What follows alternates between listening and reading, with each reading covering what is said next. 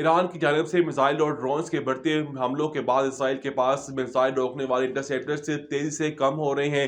امریکی news web site کے مطابق اسرائیل نے امریکہ کو بتایا کہ اس کے پاس بیلسٹک میزائل انٹرسیپٹرز بہت کم رہ گئے ہیں۔ یاد رہے اسرائیلی جارحیت کے جواب میں ایران کی جانب سے تل ابیب سمیت مختلف علاقوں کو نشانہ بنایا جا رہا ہے۔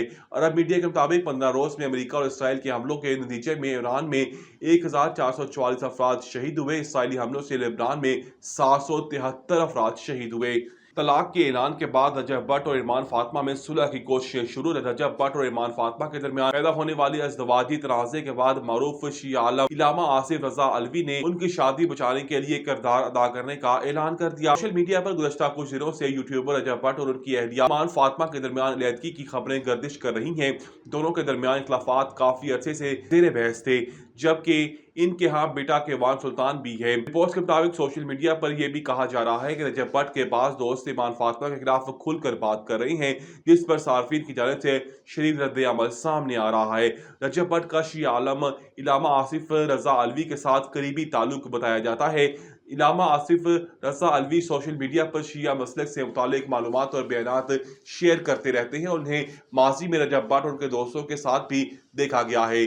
نیتن یاہو کے زخمی یا ہلاک ہونے کی افواہیں سوشل میڈیا پر زور پکڑ گئی۔ اسرائیلی وزیراعظم نیتن یاہو کے ایرانی حملے میں ہلاک یا زخمی ہونے کی افواہیں سوشل میڈیا پر زور پکڑ رہی ہیں۔ اسرائیلی وزیراعظم جانب سے گزشتہ کئی دنوں سے کوئی پیغام نہ ہی کوئی بیان دیا گیا ہے۔ صارفین کے مطابق چند دنوں سے نیتن یاہو منظر عام سے غائب تھے، جبکہ خبر ایجنسی کے مطابق اسرائیل میں اعلیٰ سطح کے اجلاس کونسل کا اجلاس وزیر دفاع کی زیر صدارت ہوا، جس میں قیاس آرائیاں مزید بڑھ گئیں۔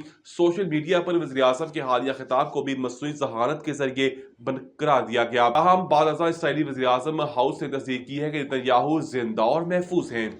اسرائیلی حملے میں ایرانی بریگیڈیئر جنرل عبداللہ جلالی شہید۔ ایرانی فوج نے واقعے کی تصدیق کرتے ہوئے جنرل عبداللہ جلالی دشمن کے حملے کے دوران دفاعی کارروائیوں کی قیادت کر رہے تھے جب وہ وطن کے دفاع میں شہید ہو گئے۔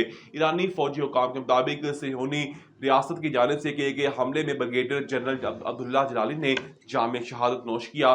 وہ میدان میں موجود رہ کر دفاعی کارروائیوں کی نگرانی کر رہے تھے اور دشمن کے حملے کا بھرپور مقابلہ کر رہے تھے۔ ان کی شہادت وطن کے دفاع میں عظیم قربانی ہے۔ واضح رہے کہ جنگ کے آغاز کے بعد اب تک متعدد اعلیٰ فوجی کمانڈرز اور سیکیورٹی افسران شہید ہو چکے ہیں، جن کی شہادت کی باضابطہ تصدیق بھی کی جا چکی ہے۔